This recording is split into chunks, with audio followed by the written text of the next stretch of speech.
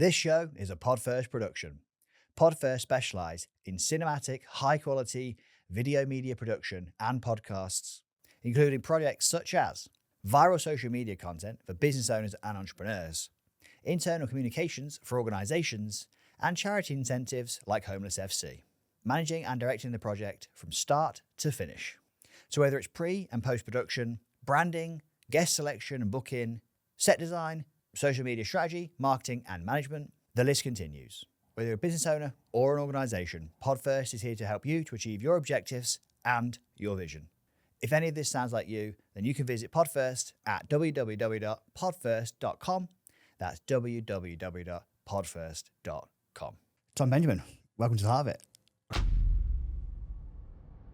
How you doing? I'm good, man. How are you? Yeah, very well. Good to be here. Thank you. We spoke, how many weeks ago was it? It was before Christmas. Yeah, pre-Christmas. But that feels like a long time ago now. A lot's going on. How was your December and New Year? Yeah, good. Yeah, we had a really good lead up to Christmas, and then got a lot of things done just last side of Christmas, which was really good, and then being able to hit January flowing, which has been really nice. So, for people who don't know you, give us the short story of your business career and what you're involved in now. So I actually started off, went to uni and thought I was going to play pro rugby, so I managed to sign up in Nottingham, which was really good, and then realised when I was playing it, it probably wasn't for me. So my brother had a bar, got into the bars from that side. We managed to launch 4 bars off the basis of that within the last 4 or 5 years, and then launched the Bagel Project 2.5 years ago now. And that's going to 3 sites, and hopefully a couple more that you might be seeing in the next few months. So yeah, it's been good. It's been a interesting journey. I think if you asked me when I came out of uni what I'd be doing in 5 years, probably would have said slugging it, playing rugby, but it's changed. So yeah, it's interesting. You say rugby wasn't for you. What about rugby wasn't for you? I think for me, I love the team aspect, the social aspect, and playing at university. I feel like you got that perfectly. Whereas I think as it became maybe professional, and it was your full-time job, it took the fun out of it for me, and I think I loved it from the enjoyment. And I think when it became a job, I was like, I don't enjoy this as much as I did, and I think that took it out for me, really. Got you. And so then you're responsible for Bagel Project. Yeah. What are the bars and names of bars that people would know? Yeah. So we got the Taphouse on Bayard Lane, so self-service bar, another wine bar in Trinity Square, similar kind of concept. So our big goal was kind of changing hospitality in the way that it is. Obviously now we've seen the impact of that with increased in labour cost, increased NI, all of the things that are coming in from the government. What we've tried to do is try to, kind of see that come in, and having the self-service element has kind of kept us ahead of that curve. Then we opened 6 Richmond House, which unfortunately didn't work, so we had to rebrand to local. We did that early in the year, and that's actually performing really well now. So that was a good learning point to know that not everything is going to work. I think if you have the expectation, I always certainly did that. I didn't want to. I was like, I can't fail. So we slugged it out with 6 Richmond House, and I said one day, let's just accept that this isn't going to work. Change it. We've changed it, pivoted, and it's working now. And I think the longer you're in it, you start to understand that you're going to fail. It's better to just do it quickly instead of flogging a dead horse in a sense, really. Well, how do you know when to change and when to persist? Yeah, I think that is a real difficult one, and I think I was very much in the position of Richmond House, for example, of let's keep persisting, we can make it work. And I think you get to a point where you're like, well, the marketing's not hitting, customers aren't interested, and I think that's when you know it's time to make a change. But I would always say, don't quit too early. I would personally say I'd rather stay in it a month too long than come out a month too early, in my experience. Interesting. When we spoke, you came in, and I didn't know you from anyone. I think I'd heard about the businesses, heard some of the names, but I didn't know you at all. Yeah. And we had a conversation about young lads open a bar and the kind of perception that people could have. And then we actually obviously started to get quite a detailed business conversation. Yeah. Which I actually left proper pumped up. I had a really great conversation. I really enjoyed it, because not too many people, when you start asking them operational questions, financial questions, do they know the numbers off the top of their head and can tell you absolutely every single detail which you did, but have a clear vision, one of what each business brand doing and what they're trying to do individually and with a team, and be so well articulated. I stumbled on my speech there. I said well articulated. Well articulated with what they're trying to do, where they're trying to get, and how they're trying to get there, even if, like you said, you're open to change and adapting and failing on the way. And I really took away from that, like, you really understand the hospitality space from what your lens of it is. Yeah. And I had good faith and confidence in your ability to, well, massive faith in your execution ability. Yeah. Which, with obviously what you're trying to do, is obviously a good thing. Yeah, I know. Well, I appreciate that. Thank you. I'd say, it took me a couple of years to get to a point, and then really dial in and on operation is massive. Like, if you understand your numbers, and obviously the marketing side's massive, but if you understand your numbers, how to treat your team, operation in what you're trying to do, I firmly believe you've got a massive opportunity, especially in a space where hospitality, a lot of people write it off. I'm saying, like, I understand the industry. I know how we can grow in it. And I think once you understand the numbers behind it, you're not operating in the same as a service-based industry where your profit margins are a lot higher, but there's still a chunky bottom line there to be made. And I think if you understand what you're trying to do, you can achieve that. One of the things we started talking about was like you mentoring and sort of helping other hospitality owners try to create the same sort of success you've had. We hit around a few ideas, right? And then you came out with this percentages thing, which I kept asking questions and questions and questions until I understood what you were saying. Yeah. And when you actually explained it in a way that I understood, which wasn't a you thing, it was probably a me thing, it really made a lot of sense of how you have this sort of cap with your ordering. And I'll let you explain it in a second, but you had this cap of ordering what you're going to order, and then you stick there. And then that stock level and percentages thing sometimes works out. Yeah. And as soon as you said it, I was like, huh. I had this like proper shift belief moment where I was like, that makes a lot of sense. Yeah. Tell me what that was. Yeah, so I mean, what we've put into practice is like a stock percentage, labour percentage, and it's something that I think you control those two variables. They're the biggest ones you can control. So if you're looking at your labour, for instance, and you're saying we're working at X percent, say like 30%, you know where you need to be on a turnover basis. So if you're going to turn over like 30 grand, for instance, you know where you need to be off the basis of that per week. And that's the same for the stock. So we look at a 20% stock ratio, look at that and we say, like, 6 grand. As soon as we get to that 6 grand of ordering, don't order anymore. Let's just stay at that basis. I'm happy for us to sell out, because if we sell out, it creates demand. And I think that's a massive thing that I've kind of learned is, like, in the beginning, we tried to do everything. You know, a customer will come in and say, oh, you should do, why don't you have bottles of water? Next week, let's get bottles of water in.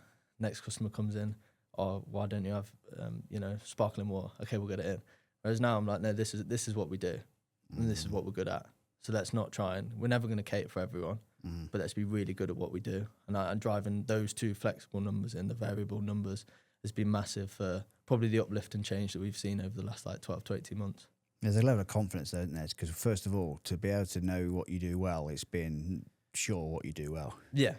And I think I was actually thinking that exact thing in a different context this morning about be really good at the thing you're good at, and then just market that, and then qualify people out who aren't looking for that product or service. Exactly, yeah. And then you can have repeatable processes. That's obviously where margin can come in, because you can optimize versus just, as you say, trying to please everyone. Usually means you please no one. Exactly, yeah. And then you can just get confused and lost and a mess and overwhelmed.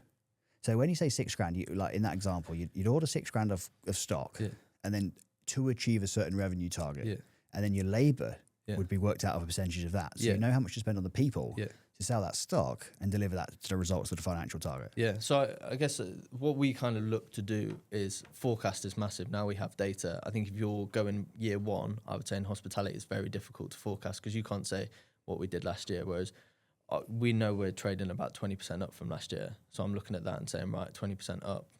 We did X amount in January, let's add 20% onto that. I set our forecast, so I'll do January and December. I'll look at every single week and I'll say, this is our target every single week. Now, if week one, we're under that, I'll then adjust everything and say, right, this is our week 2. We try and do our rota every 2 weeks, but in January, for instance, we'll do it every week, just because you don't know where it's going to fall. So it allows us to be a bit more flexible. So I think, although you could argue that in hospitality you might not be able to fully say where you're going to be each week, we've got historical data that we work off now, which makes it a lot easier to forecast. So that's how we kind of base it off. So one of those pillars then is financial forecasting, or knowing numbers. Yeah. You also spoke about team and culture and that whole piece. And you also then spoke about brand. Yeah. So you just told me a bit about the financials. I was super fascinated. Probably I was because I don't know this space. Yeah. I it's think new it was space. logic. When you said that, I thought that logically made sense. I'd have no clue what to do if I was going to open a bar. I'd be like, I don't think I did in the beginning though, to be honest. I think it's a lot of learned stuff that I think you really have to actually put everything into practice and constantly learn. Test and iterate. Yeah. You sound like you've created such a culture within the team as well. And you also, I'll ask you about, you talk about how you do the actual sort of centralized, or how you're planning to do a centralized sort of distribution system. How do you build culture in a company, which you obviously have? Yeah, I think I always say I find the right people and I'll teach them if they need. So, our most probably senior member of our team now started as a part-time member of staff in our first store. And then she became manager, area manager. And now she oversees a lot of everything that we do. For me, I think you have to have a level of experience, but I think it would be cliche for me to say, oh, you've got to have experience, because when I started the bagel shops or started the bars, I didn't have any experience of operating a venue. So I think if you're asking for, I think this growth stage is what you need, is people that are on the right journey. I think maybe as you get later on, you want people with more experience and who are better than me. That's where I want to get to, is that my team is way better than me at everything that we're in. But right now we're in that kind of growth stage. And I think people that are bought in, believe in what you're doing and are going to work with you is the most important thing for me. Yeah, I remember I told you reminded me a little bit of George Heaton, Represent, and how he spoke about sort of Represent and how they did it and how he thought about things. I think it spoke very similar to that in the sense of you lead from that example and the people train the people. Yeah. But there, when you get to sort of phase he spoke about, bringing in a CEO at the right time, who knew how to do that piece better than him as a sort of entrepreneur founder. But it is hard, right? You take that raw talent or that attribute-based person, teaching the skills, versus someone who's done it before and got experience.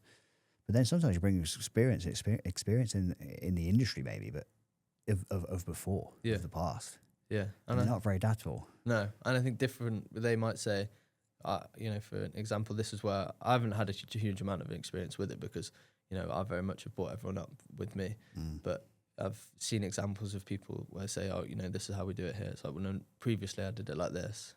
So then you're in like a kind of battle of, well, they clearly think the way that they did it before is better than the way you're doing now. And I think you then get into a bit of a conflict. And I think you're trying to, especially when, we're trying to grow so quickly, we're trying to double our size this year, trying to add 5 sites in.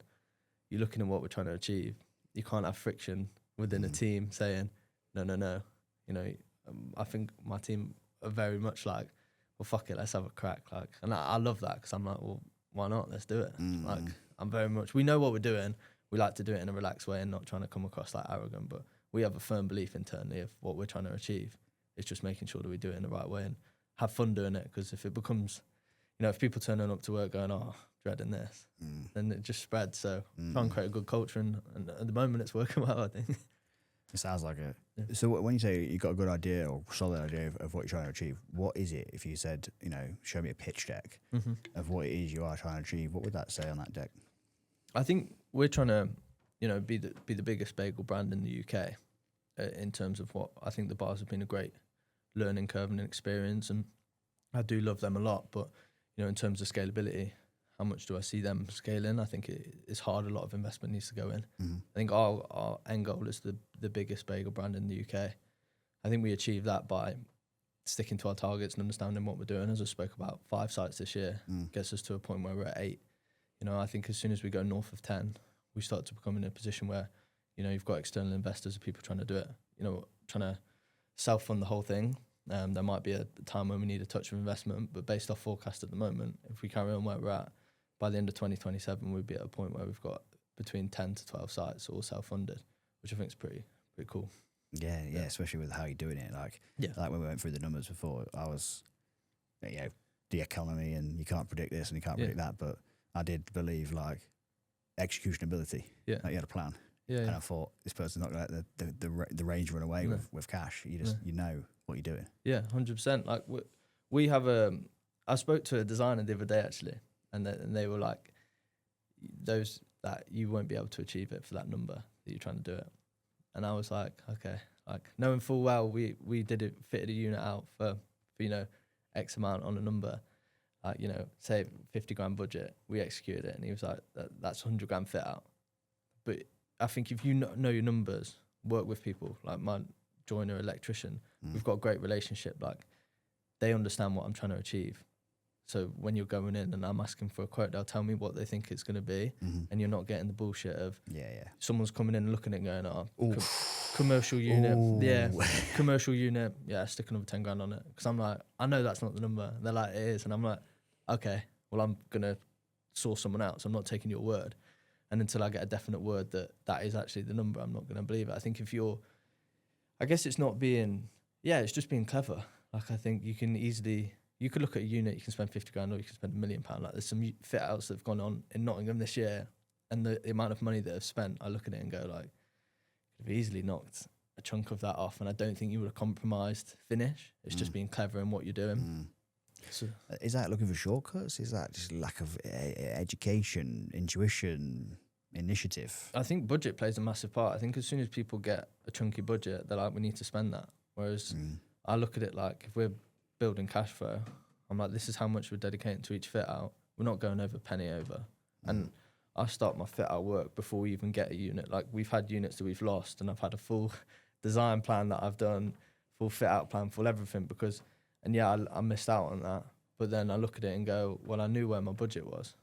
But does that give you like a mental dress rehearsal though? Because it's just experience building. Even if you had 10 sites that you designed, you never did. Yeah. They're like in the locker, aren't they? Yeah, 100%. And I think you understand what equipment we need, how much that costs. I know roughly how much everything, you know, my Sparky, my joiner, everything, I know how much that costs. So when I'm going into a unit, I know roughly off the top of my head my fixed cost versus my variable. Bigger site, more furniture, variable cost. You know, like, you're looking at those kind of fixed versus variables in everything, I think. Understanding cost is huge in growth, I think. I think when you're saying that, I think I'm thinking about time. I think I've had that same realisation that you just said, but with my time. Yeah. Because I'm prepared to work face off. Like, I've been doing like 18, 19-hour days a lot in the last few weeks, probably longer.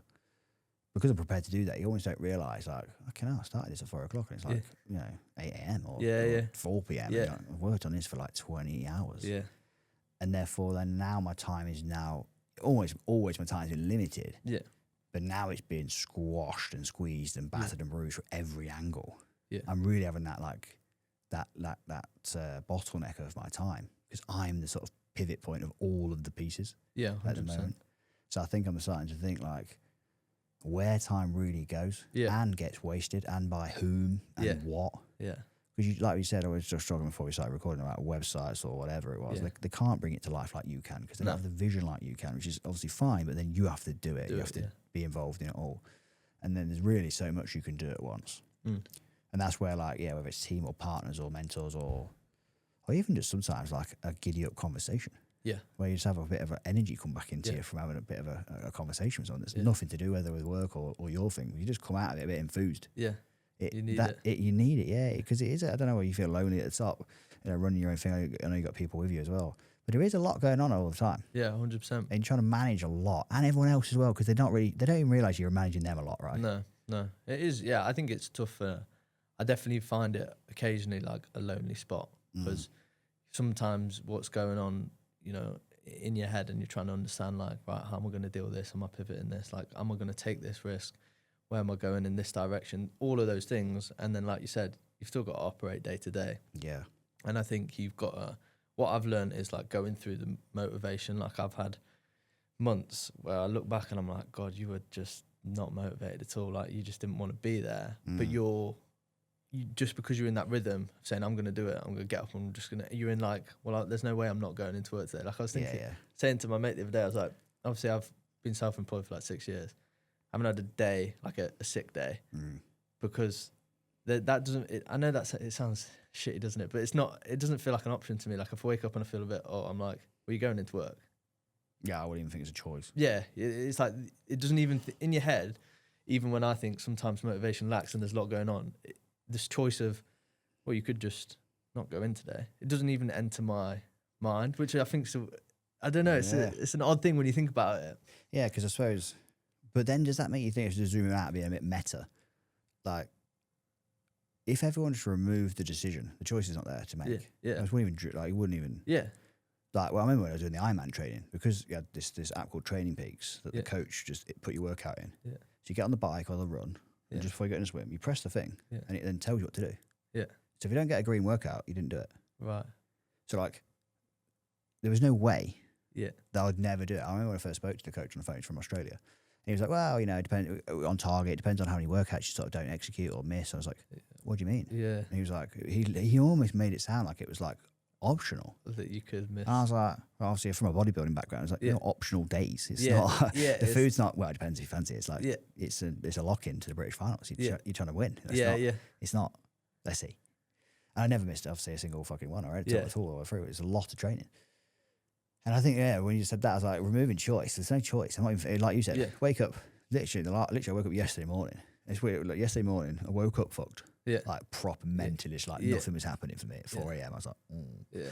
Day before was the opposite. I kind of woke up okay, but then the end of the day was shit. Yeah. Yesterday was shit in the morning. Yeah. And by the end of the day, we had a few good things happen. I was like, yes. Yeah. And we snuck an hour back, or about an hour and a half. We went back to David Oil, went in the sauna in the afternoon, or late on in the afternoon, evening. And I was like, we took the moment just to when it was like a bit of a good moment, bit of a good day, just to take off for an hour and a half, or an hour, just to like, because people don't really get it. They think you're just rocking around. Yeah. And you're like carrying the weight of the world, managing everything else. You've been up in the fuck crack of door, like doing whatever else. Yeah. The moment they see you is a slightly bit of the window that they want either the 2 cent or they want the input, and you're like, yeah, I know. Yeah, it's a tough battle. I'm not fucking moaning about it. No, I love it. I love it. I think you look back at some of the hard times, like when we opened the bagel shop and we had Richmond House, finished it at 2 a.m. and I was in at 6 to bake, 6 days a week. Looked like my 6 month, you know, you get your sleep score over 6 months. It was 4.5 hours. Like that was my max average. Yeah. That was average. And I was like, you look back at it and you go like, how? Do you know? You sometimes think like, you did it, and then I think that just gives you more motivation because I'm like, well, you remember it, but you just think it's possible. Yeah.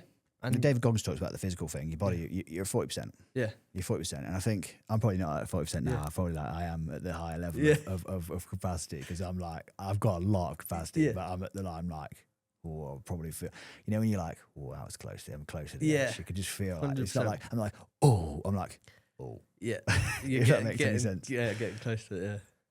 But you do right. You bang on it. You realise, because you look back at the times, you go, yeah, it wasn't that bad. Yeah. And you're like, it probably was at the time. You probably like, fucking 100%. Was bad. But then, you know, you don't going to achieve anything. And then people will turn around and say, oh, it's easy for you, mate. You've got five venues. You're like, yeah. I think that's the thing. Like I love it now, and I think I'd use it as such a good motivation because I'm like, don't you ever think about complaining? Because if you spoke to yourself 2 years ago, you'd have said, "Fucking hell, doing all right now, aren't you?" Like, yeah, we're in that phase where we're just about to have all the good bits happen. Yeah, which obviously feels, I said it a lot, like it's just about to happen. Yeah, but we're obviously locking in multiple pieces into this media group. Software's just about to come over the line to go public, which has been 2 years, a lot of money. And paying a struggle address. Yeah. And then obviously this piece, that piece, a couple of acquisitions as well. You're like, but when it all locks in, it's going to be this. Yeah. You know those numbers. You know that's a fact. Yeah. It's just getting to that fact. Takes a bit of time. And it's way longer than you think. Yeah. Way more effort and energy than you think. But you do know it's still true. I was literally thinking of the financial model. I was doing financial predictions and a bit of a forecast on a product launch. And I was like, okay, if those things stand true. Yeah. It's just maths in. That's maths in. Getting those things to happen, whole nother game. But that end number is right. But that end number, total this, which means X, Y, and Z. So I'm like, and then you ask yourself, is that worth it? Yeah. You're like, no sleep at all. Fucking no. Yeah, that's worth it. If that bolts into that, then the valuation times by that multiple number, it's a fucking big number. Yeah. Like big number. Yeah. You're like, roger that. Yeah. 100%. But that's where the vision comes in. I think, big companies spend a lot of money on, vision and, all that leadership-y, getting everyone aligned piece. It's hard to get everyone aligned. You sound like you're far better than me. Getting everyone aligned, creating a culture, getting it all working when it's all getting bullets flying at you over time. Yeah. Like, it's not like stopping to be like, let's get aligned. It's like, it's fucking action all the time. And how do you work with that rhythm and cadence of opening new sites, planning, the fit outs and day-to-day leadership and keeping the team aligned and. Yeah, it is. I think sometimes if I think about it like that, it does get a bit like, oh, a lot going on. But I just try and work through my day. So getting in the morning, I've made a conscious effort because I found like the end of last year was quite stressful. I was trying to get 4 more units at the same time, which we didn't manage to pull a couple off, but we got a couple. We were going through a bit of a growth stage, got a clothing brand that we were in a position where we were pushing, and we've just managed to get a really cool video and get like a super sick launch and bring some cool brand partners on.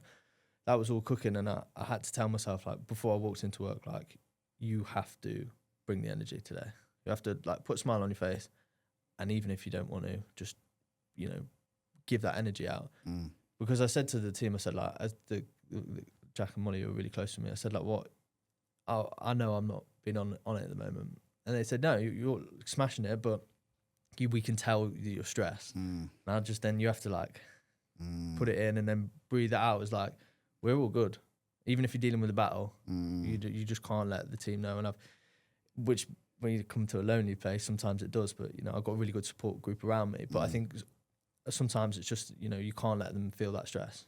Even if you feel like the world could be crashing down tomorrow, you've just got to be like, it's all good. Like, what do you need from me? I'm trying to say that a lot now. It's like, what do you guys need from me? What can I do for you? You can't pour from an empty cup, though. Yeah. It is really difficult. It is, but I think I just take an hour in the morning and try and give all of my energy, even if I'm not feeling it, because I feel like that sets the mood. And then that kind of goes through sight. Even if I know that deep down, you like you say, you're on that maybe burnout teeter, but I love it. Like, and I feel very fortunate that I'm in this position. And like you said, you look at the vision. Like, I sit down and look at where I want to be next year, and I'm like, we'll achieve this. Like, it you know, it might not go 100% to plan, but you know, that's the number we've got. That's the number of sites. Here are the sites. This is how much you're going to spend. Go and do it. You know, I've done a bit. You know, kind of brought a few people in around the brand side, so get a bit more support in terms of how we grow, taking a bit of the plate off. I was doing all of our social media editing and everything. So That's now madness. Yeah. So I've taken a little bit of load off that. But you now do have a brand standard. Yeah. Like I was saying this morning, like I told you about that product, I was saying to someone else this morning, now there's like a baseline. It is a lot easier for someone to go from 1 to 2, 3, 4 than it is to go from 0 to 1. Yeah, 100%.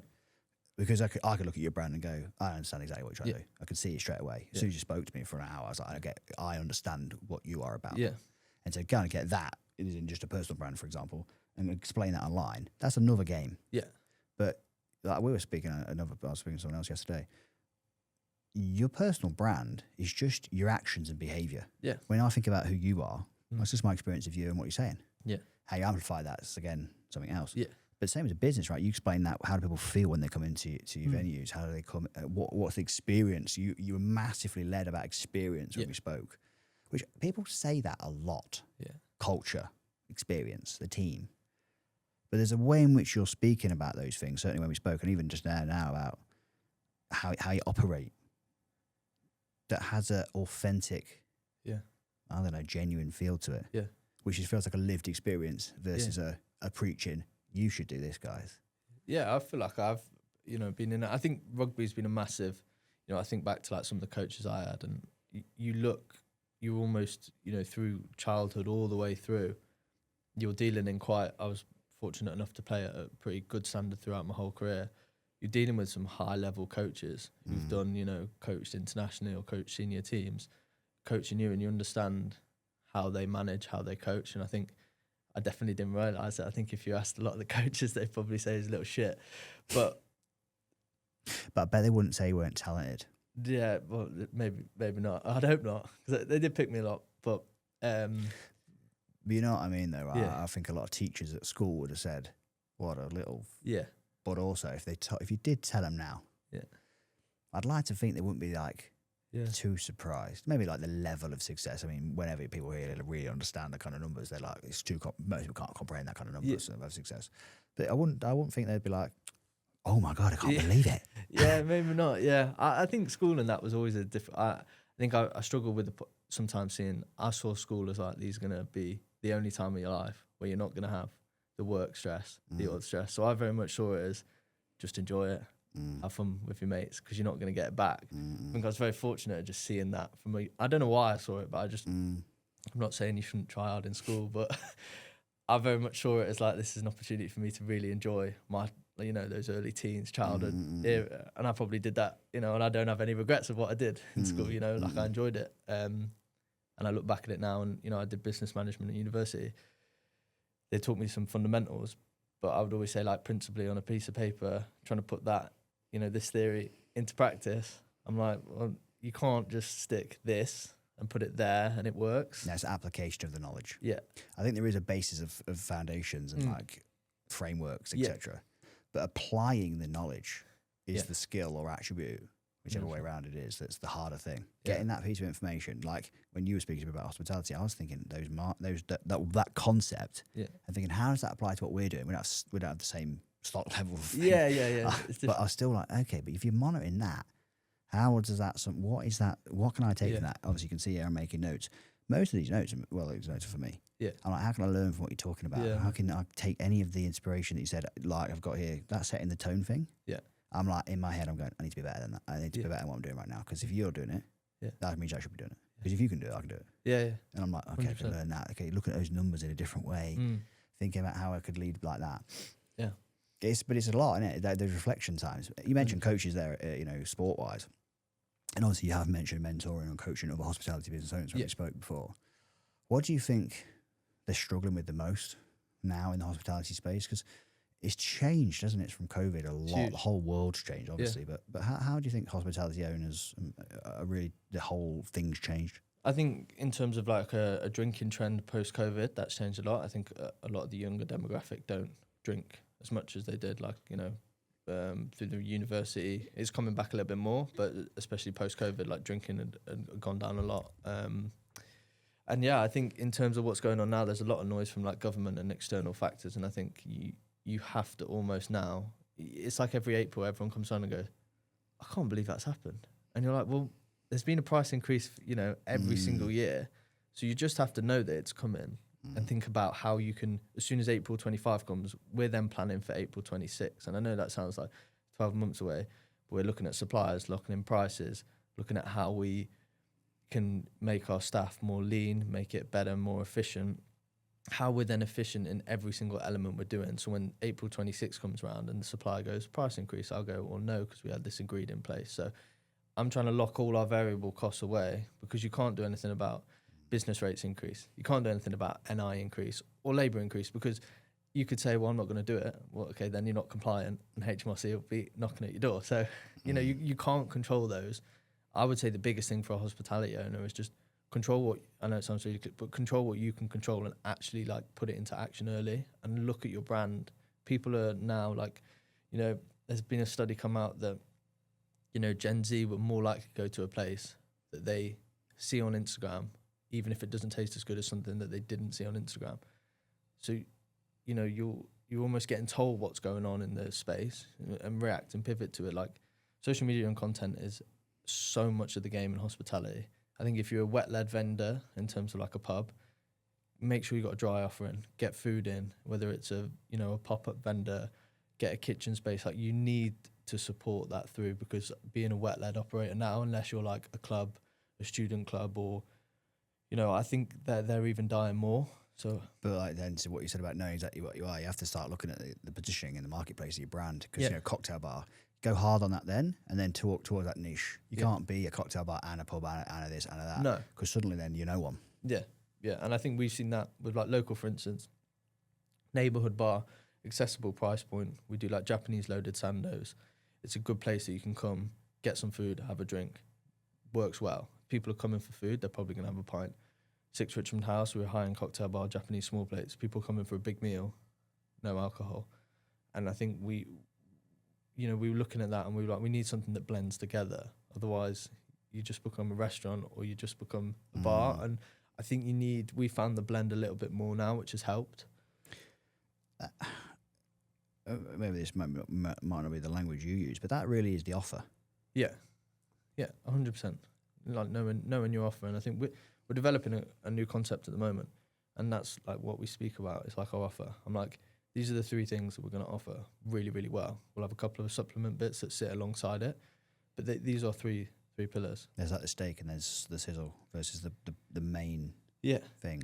And I think I don't mean steak in the sense yeah. of because we're talking restaurant. I mean, like, yeah, but main- I think that's it, the basis. And I think especially now you have to be exceptionally good at what you do. I think, you know, you used to see kind of operators come in, and because there was a decent amount of margin to play with, if you're losing 5% there, you're losing 5% there, you know, you're left with a nice bottom line at the end, and it's fine. Whereas like if you lose 5% there, 5% there, you're probably not going to make any money at the end of the year. So, and that is, it's easily done, isn't it? yeah, 100%. Where you lose a little bit there and you don't think it matters. Yeah. And suddenly that totals a lot. Yeah, I can give an example. We had a supplier coming up to December. It's good sounds, but pack of cucumbers was 14 quid. Put it up to 28 quid. So we went, oh, what's going on there? Change the supplier, move to where we can get them for 14 quid over here. Done. That lasted for 3 weeks. January comes, goes back to 14 quid. We'd pick that up, so we'd flex. We'd then pivot and go, no, look at this, because we're looking at everything every single week. I know it sounds like a really small example, but the amount of cucumbers, you know, say we're going through like 20 kilos of cucumber a week. How much money would you have lost So if you hadn't have spotted that and changed that? Because I can imagine if I'd have been seeing the cucumber bill for 3 weeks, I'd gone, oh, it's only 3 weeks.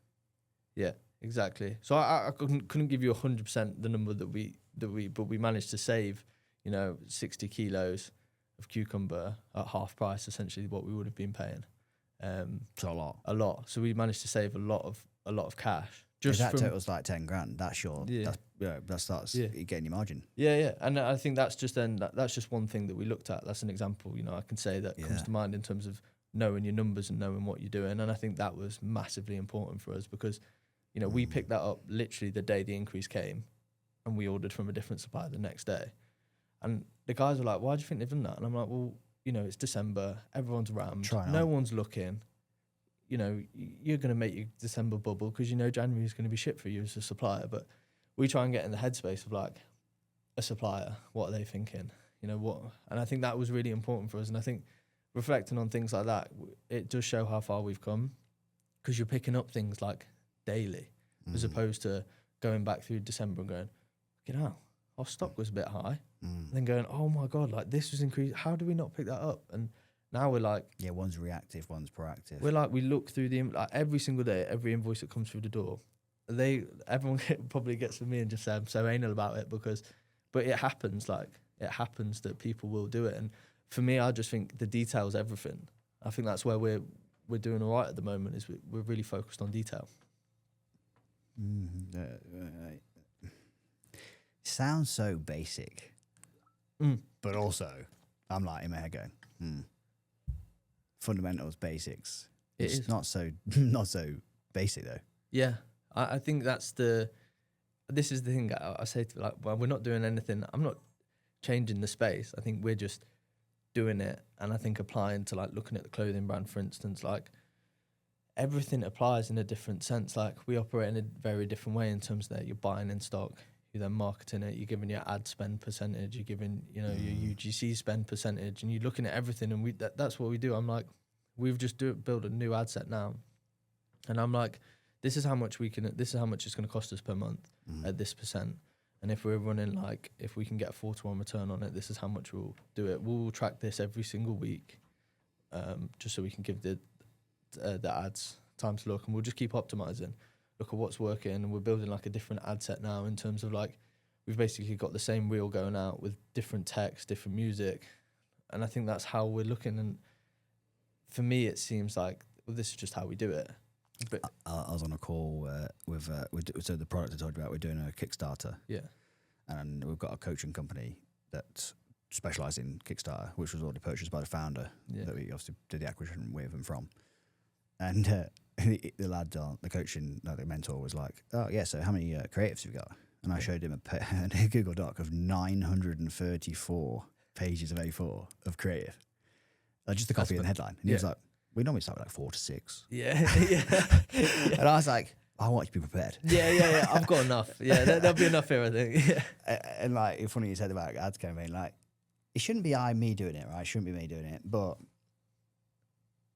I changed the ad set targeting on one of these bants, broad audience, no targeting, to a new audience 3-4 nights ago. Yeah. Obviously to an American audience. So when I changed it, it was probably like wake up time for them. We did six 6 sales in those 4 days, like 2 a day pretty much, which is actually now yesterday for the ad spend self-liquidating. Yeah. So I this morning, the financials I was modelling out was, okay, so if I do scale the ABO to a CBO, and we start duplicating the CBO every time, every 7 on every 3 times percent, and then the 10s are going up percentage because I don't want to reset the learning phase. Yeah. When will I sell the number of tickets we need to go to the next phase of the project and launch?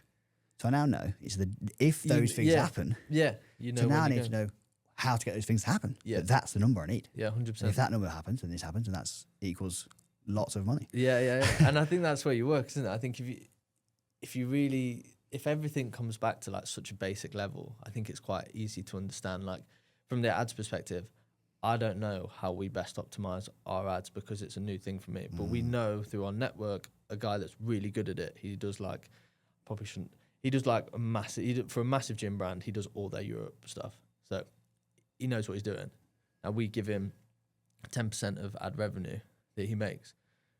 But we've now got someone who's so much better than me at it, so much better than the other boys at it, for a startup clothing brand. Like, but you wouldn't have been able to pass it to him day one of your clothing brand because he wouldn't understand the messaging, he wouldn't understand the brand yet. Yeah. So I've had to like I say, you have to get it from 0 to 1. Like, 100%. When you first came in with that top, I didn't even realise that was something you obviously guys made yourselves because it's quality stuff. Like most people, they say when you said, I won't lie to you, I told you already. When you said apparel, I thought, fuck's sake, my eyes rolled like a fucking clothing brand. I thought, fucking another bell end who wants a clothing brand. Because everyone's like, But then obviously when you started talking about the rest of the stuff, I thought actually no, it makes a lot of sense. Like, and obviously quality stuff. You're not just like, I know what I'll do, slap this nonsense on the top. And that's not what we're doing, and we're designing everything. I think from like the content that I've learned from the bars, obviously I do all of like our like ad content with the other 2 boys that were involved. But like I know now what we need to film. He knows how to optimize. So you're building a better system than we. You know, if you'd 3 years ago, I'd have been like YouTube meta ads. How do I optimize?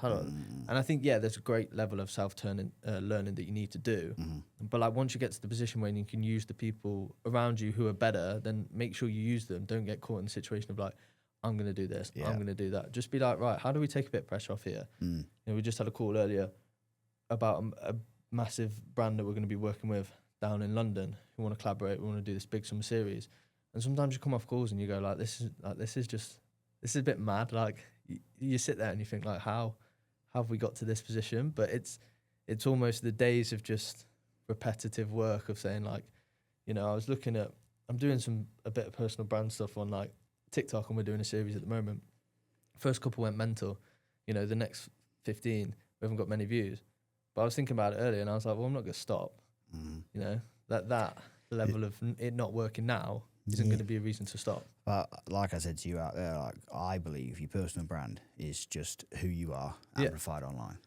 Don't try and make content. My belief is don't make content to serve the audience. Make the content that speaks to you. 100%. Because then you'll find the people who actually want to follow you. Not always then changing based on how to get more views. I certainly have done that and fell into that trap before. Like, what topic's going to get more views? I think there is a way you can hook people and the headlines and stuff. But the actual ethos, theory. Someone mentioned about the car, the V-Class, and about videos, and so certainly the helicopter. People are like, you could do this. I'm like, yeah, but like for them, helicopters. Still for me, a helicopter's fun, cool. But like that's just a part of my day-to-day kind of life. It's in it. So I was like, it's just the fact of the matter is it's already in my life. So I'm not. The more I try, and if I went, look at what I've got, it would just be like probably a bell end move. And people then turn off to what you're trying to say. They miss the actual message you're trying to point. So and also then the more you're trying to highlight it, the more you're trying to make a point about it versus that's just a day-to-day thing. Like I just travel that way. That's what you do. It's not like and it is obviously like it's cool, isn't it? And I think if you mention it and people see it, they're like, oh, that is sick. But then it's like if that's what you're trying to build, people are like, what's the point here? Yeah, and then like when you spoke about the numbers and the way you operate and stuff, the way in which you speak about it tells me more, or almost as much, if not more, of who you are and how you operate. So like I optimize my life for optimize. So therefore, traveling with a car that's obviously got a Starlink on the roof, that the whole thing's we're working. The whole thing is I am working from the moment I take my laptop out of my front door and step into the car to the moment I get out of it Yeah. and get in it, there's no downtime. No. None. Which is not necessarily always a good thing because then there's no fucking break. Yeah, there's no time to do it. So someone said, "Oh, how does Ben move?" It's like with intent and optimization in mind. Yeah. Same clothes every day. Yeah. Same routine every day. Yeah. Same food every day. Yeah. Same travel every day. Yeah. Because the things that matter to me are there's so much nonsense going on all the time. Just take all that out. Like what you said, control the things you can control. Yeah. Same clothes, same exercise, same thing, same. So I can try and get some sense of reality. Yeah, and I think that's actually a really good point. Like, even, in the morning, getting ready, like thinking about what you're going to wear, like sorting, you don't have to think about it, takes it out. I think I put on those clothes, which are the exact same as what's in the bag over there. Yeah.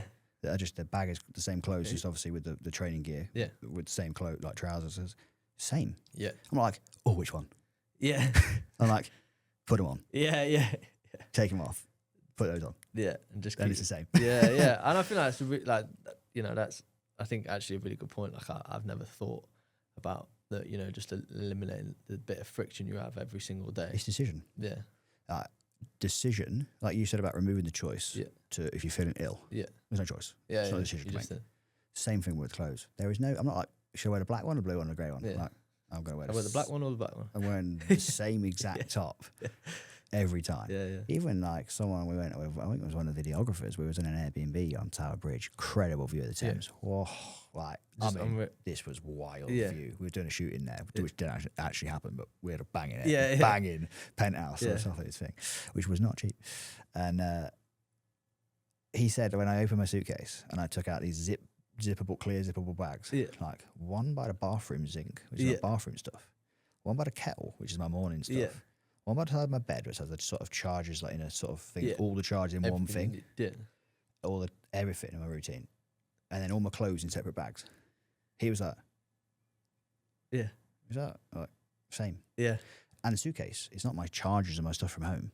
It's the suitcase one. And I've got two lots of suitcase ones because if there's ever a trip where I might rotate too quickly, I'm still packed ready to go. Yeah. Because I might have a trip that turns over. That's crazy detail there. But that's like so good. But you said systems. Yeah. So I had a system once which failed once because I came home on one day and then went immediately the next morning. Yeah. There was not enough turnaround time for it to be optimized to actually run without massive stress. So like, get fucking two. Yeah. And whenever you get two, even if you had two sets of bedding, have a third, because there's one day where you can't be arsed, the washer's broke, something happened. Yeah. Just roll out the third set. Yeah. James Clear says, book Atomic Habits. First, you must establish a routine before you can optimize it. Yeah, 100%. So like, you just got to start and then iterate on it. But once you iterate over and over again, you get to a pretty nailed series. Like I said to you, I went in Spa yesterday, sauna in the afternoon. I know, because I have a locker, that I don't need anything in the afternoon. Yeah. I've got a water bottle there. Yeah. Towels in there. Everything's rock and roll. Yeah, you're ready to go. Steve didn't bring his morning bag in. Yeah. No fucking padlock. Yeah. No fucking water bottle. Yeah. And he's like, I shouldn't change anything. Yeah. Shouldn't have changed anything. So he's like squashing his stuff into my locker. Yeah. Systems. It's just because you know where it's going to fail. Yeah. If you don't have a process, it will fail. Even if it doesn't fail the first time or second time. It will. One day. Yeah. And I think I used to be a firefighter way back in the day. And I don't know if it was from that. I'm also obviously super autistic and also like it works for me having a system. Yeah, yeah. But I think that's the fire service. You check everything. When you get on a pump on the beginning of a shift, you check the set's got air in it. Because you don't want to be going in for a kid and no air. Yeah. So you just check it, it becomes part of the process, doesn't it? You don't think about it. You go, we're on parade, you get on, you check the pump. You're not like, it'll be all right. Yeah. Because the last guy checked it. Check it. Check everything. And you know. Then you know, like, which locker is that thing in? The same locker everything lived in. Mm. The car stuff's on that side's on there, that's in there. And you know it. You just know. You're not having to think. It's just drilled into you. Yeah, 100%. I think those things in business that, like you said, the basics, they're obviously, and common sense, not so common, not so basic, because they're essential. Yeah. Yeah, 100%. And I think I'm very good at maybe like to talk about like optimizing, being good in the, the business sense. And like my morning routine's exactly the same, but evening I'm a bit more flexible. I think I have to try and have a little bit of flexibility. I've learned I think sometimes when it's really repetitive for me, I need a bit of time for it to be a bit different in that evening sometimes. Monica from Friends says, let's have fun and structure. Yeah. We're inside the rules. Yeah. Yeah. And I have fun and structure like you in the afternoon or the evenings. Yeah. Between these windows of time, I can do whatever. Yeah. Because then the next system of bedtime starts. Because you start doing later bedtime, start doing this different, then it fucks up the next day. 100%. But you need that relaxed time to take it off, but inside structure. Yeah. Like fun, organised, relaxing time inside a structure. Yeah. Maybe that's, again, super autistic. No. I think that it's true. Like, so of an evening, if I need to do work, I'll put a bit of TV on. I'll do the bits that, like, so say I'm looking at a mood board or looking at a bit of budgeting. And, like, forecasting's probably I love it. I find it so relaxing. So, like, I can have a bit of TV on in the background, be looking at numbers, just looking at my spreadsheets, looking at everything. And that's, like, my downtime. That's, like, my flexibility. That's the bits that I know that I don't need to, like, fully... I know that sounds... But you can go... I think there's a bit of flow state. In the evening, after I come back, same. So obviously there's multiple TVs in the house, but there's a TV in the bed that comes out of the bed. And I sit there and I can kind of watch, sometimes Netflix, sometimes podcasts, but I'm trying not to learn too much. Yeah. I want to be like in and out of that combo. Yeah. And so certain episodes, certain shows, you can kind of flex in and out without too much 100%. concentration. Yeah. But same, then you can almost find a bit of relaxing flow state, whether it's numbers on a P&L or forecast. I do the sort of certain work in the morning, focus work, and certain things in the evening because my brain's a bit more fluid. 100%. But that's, again, knowing yourself and understanding how to get best from yourself. It's interesting you do the same thing. Yeah, it is, yeah. I do. And, like, some of if I'm looking at, like, the big projects, like the things that, like, maybe in the morning I'm a bit like, oh, but that's a bit, but I know in the evening I'm like, you got a full day of it. So I can then look at the huge picture stuff and be like, well, how do we get to that point? But in the morning, I'm very much, I kind of need my checklist, to-do list. Go through that, literally, like, tick off, go, tick off, go, tick off. And then in the evening, I can be a bit more like, oh, like, what's the fun stuff that I'm going to be doing? So funny. I do it at the weekend. I'm like, obviously solid working. But like on projects, that's still part of the project. It's like the more, it's obviously nonsense. I actually coded a fucking a mobile application a couple of weekends ago, and I was like in the trench, but it was nothing to do with what we're kind of doing day to day at the moment. Yeah.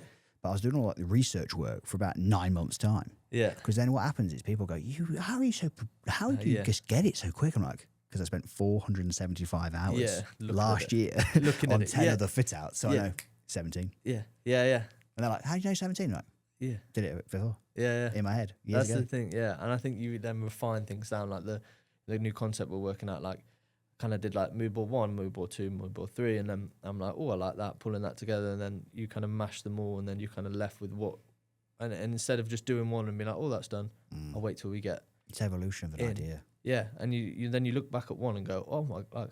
But there is a trap in that though, because I've designed this new website. Yeah, and you can. I must have started at the beginning of December. Obviously not been on it full time. I mean, when I thought about it actually, because yesterday I was just trying to finish off the snagging list. Yeah. There was a lot of things on that snagging list, and I was like, I must have been on it from 5 hours yesterday. Yeah. Across the day. I was thinking, I've barely been on this today, and I was thinking, I knew it was 5 hours because we timed it. Yeah. I was like, well, if this is barely any time on it in your perception, Ben, and that's 5 hours. How much time have you spent on this over the last 8 weeks? I mean, it is a website and a half. It's our whole Pod First Group website. It's like, it's proper. Booge. Yeah. Yeah. Obviously, with the acquisition, with a search and web company, we obviously got now the ability to do some mental stuff. Yeah. So we're trying to like amplify what's possible with personal brand creation, web design, 100%. Web development, etc. So we want it to be a statement piece. Like, look what is possible. Look at that one. Yeah. Same with all the branding stuff and all the things we're going to do. Like, we've been set up here to do some mad shit for a long time. We've barely been able to get out and market ourselves because we've been fucking so busy. One with internal stuff, but also client projects. You kind of then forget all about what you're doing, what you're actually, the bigger picture trying to do. You get so down into the day-to-day, you get that visionary piece that you just said. It's like, gets a little bit left. Yeah, 100%. I agree with that. So thinking of going back to your mentor, your coaching stuff, I've thought quite a long time, just because my brain had kind of, I was like, literally, I mapped out stuff. I actually did loads of content planning for you, just because I was just interested. I took those concepts you spoke about, those, I think it was, say, brand, culture, team, finances, etc. There's about 6 you gave me out of the sort of 9 I'd want around a triangle.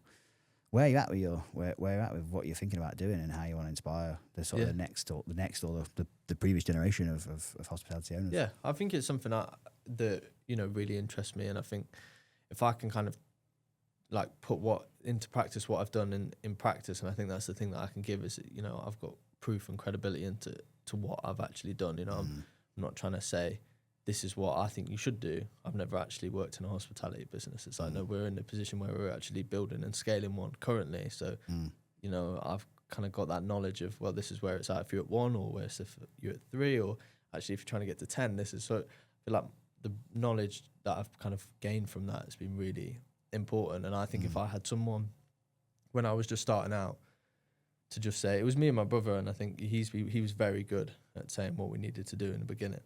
But I think, you know, if you just had someone that was just a little bit further on, and I think it would save you a lot of sleepless nights and headaches and mistakes and going like, because it's real. I think that's the thing. It's real life. Like, although sometimes you're looking at paper, doesn't feel it. Like, if you do get that number wrong and you do over forecast, or you spend too much, that money's not coming back. And if you're forecasting, this is how much you're going to make, well, that number's now, you know, you've lost 5% of that. So that 5%, unless you turn over another, you know, 50%, is where you probably need to make, you know, 5% of bottom line, which is realistically probably not going to happen. You have lost that. So I think it's saving that, you know, would make a massive difference, I think.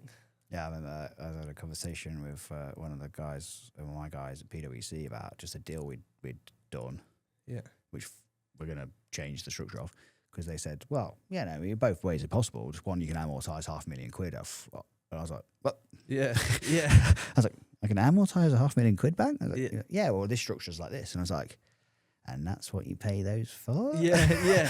Let's change that, because that little detail that you think doesn't matter, like you said about 14 quid cucumbers, £500,000. Yeah. Like, that's a lot of money. Yeah. And I think it's all comparable, isn't it? It's like, you know, that's at a huge scale, and then it's the people that, you know, if they can make an extra 50 grand a year on their bottom line, which is just done from being more efficient, you know, that would make a huge difference. And I think there's a lot of businesses out there that probably are just caught in that. You know, there's a lot of onslaught at you, I think, and you just kind of got to block the external. It's like a fire hose, isn't it? Yeah. Like you obviously sound like you're quite good at dealing with it. Yeah. I think I could, you know, sometimes try to be good at it. But I think it's hard, isn't it? Like, we're obviously probably built, probably young compared to maybe some of these hospitality businesses. You mentioned, you know, if someone's starting out, I think there's a lot of people who are existing hospitality business owners, probably even for the last 20 years. What used to work isn't working. Yeah. And they're trying everything they know and have known, and it's just not working. Yeah. Well, I found that it's changed in the last 5 years. Like, since I started, it's changed. Yeah. And I think you just have to be so on the pulse with change. And you can't say, well, this is how it worked, because it's not going to change back to how it was. And I think that's a really important point you make. Like, you have to be constantly evolving and changing and flexing and just trying things. Like, look at what it's going to cost to add something in. Like, we got a canning machine in summer, like a matcha canning machine. Someone, you know, when the students go, we notice little dips. I was like, right, saw this online. I was like, let's try it. Get some canned matchas. And we sold like 3,500 within the first 6 weeks, you know, and you're like, well, that was a pivot that didn't necessarily 6 months ago look like something we do. But being able to be on the pulse and say, we're doing that. Or, you know, we found a couple of more bits of technology that we're going to implement in our new site that I know no one's, for touchwood at the moment, got. Because you're not overwhelmed, because you've got clarity on the numbers. Yeah. You can look at that and go, well, I know we can do that. And that's not going to stress us and stretch us. And whereas if you're someone who's trying to make ends meet every day, week of ordering and staff, you're not thinking about matcha canning. You're thinking, shit, the bills. Yeah, 100%. But I think, we're, you know, maybe in a fortunate position that as I look at those 2 months of summer coming in, I'm like, we are going to be slower. Don't get to the summer and go, why are we slower? When it's been the same for the past 2 years. You know, the students go, you know, climate's changed. So then it's like, right, well, if we're going to try something, let's try it now. Got you. And then that stabilised our sales. And actually, summer we ended up being like 10% down. So we managed to make an extra 10% than we would have previous summer. Got you. So that's where I think it's understanding is like, heads, you know, your heads is looking at everything and you're looking at your bills and you're trying to pay everything. But like, if you're looking at all that, then forecast and look at your year, and something then doesn't come as a surprise, you know. Like January traditionally for the bars, a lot slower. So we're doing a lot of menu development. We're doing a lot of like painting, just doing uplift, giving it a facelift. But you just like the forecast and then the projections give you not only cash flow forecasting, staffing, and inventory, etc. It sounds like it also gives you when to implement that initiative, like painting and catching up when things are naturally slower. Yeah. You just know that's the time to do that, and that, versus trying to do that and that and that and that all at the same time, and then be short over there. Exactly. And then I think it's like panicking in it. You know that January's always a little bit slower in the bars. Like the first week of January, I think in the bagel shops was our slowest week on record. But then the next week it's back to normal. So then that first week of January, I was just like, right, you know what it's going to be. Can we now plan for March? Because we've got a lot of the things, the weather starts to get better, we get a lot busier. Can we plan for this new thing we're looking at? And I'm like, let's just use this week as a planning week. Because everyone internally is not going to be stressed. The bakers aren't stressed. So I'm like, right, how can we get better? Because that week's not going to be good. So don't set the expectation of like, the business is failing. Just know that you're going to have a slow week. Like everything is going to have a slow week. I think hospitality, sometimes you're like, if 1 week's bad, everything's bad. It's like, no. That is just managing expectations, isn't it? 100%. Yeah. And I've had to get better at that, because when I looked at the figures at the end of the first week, I was like, how? But you know it, and then you go back and you're like, well, obviously it's the same. Like, just fucking relax. But it is calming down, isn't it? That's emotional regulation, and because we're driven people, so we're like, rah. And like, why isn't it? Why aren't we at that number? What do you mean? Yeah.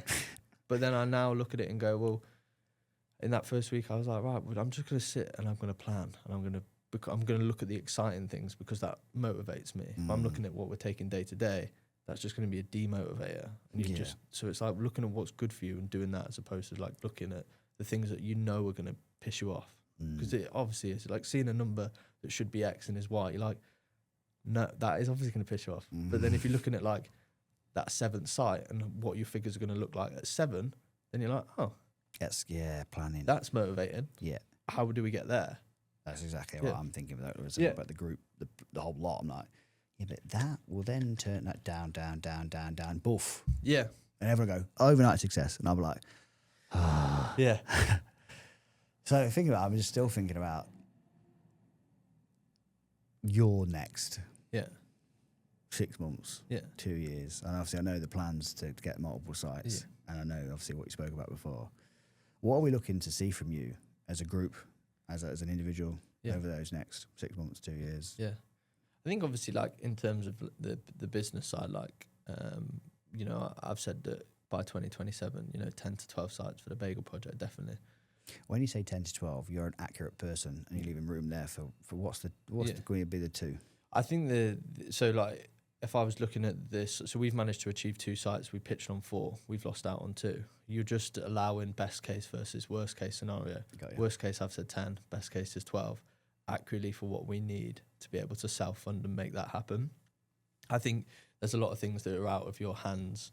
Sometimes when you're pitching a unit, sometimes you're looking at taking over a unit when there's an existing tenant in there. That then has complications. So I think it's really, with the clothing, for instance, I might be able to say this is, I've put less of a financial figure on the clothing, which I know it sounds a bit strange, but it's like we really want to build a strong community. We want to do some really cool pop-up events, tie in hospitality with clothing.